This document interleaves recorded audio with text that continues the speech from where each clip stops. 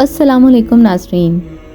जैसा कि आप जानते हैं कि शाबान का महीना ख़त्म होने को है। आज मैं आपको एक शाबान के महीने का मखसूस अमल बताऊंगी जो मुराद पूरी होने के लिए बेहतरीन अमल है। पढ़ते वक्त अपनी मुराद ज़हन में रखनी है। मसलन दीदारे ताजदारे मदीना हो, हज उम्रा हो, रोज़ी में बरकत हो, कर्ज उतरने के लिए, मर्ज दूर होने के लिए, बेटे या बेटी की ख्वाहिश हो, शादी ना होने की टेंशन से निजात पाएँ, दुकान मकान के मसाइल हल हो जाएंगे, दीनी इम्तिहान में आला कामयाबी पाएंगे, घरेलू ज़िंदगी खुशगवार गुजरेगी, अच्छी नौकरी मिलने, हाफजा मजबूत होने वगैरह वगैरह किसी भी किस्म की जायज़ मुराद हो, इसे जहन में रखकर ये अमल कीजिए।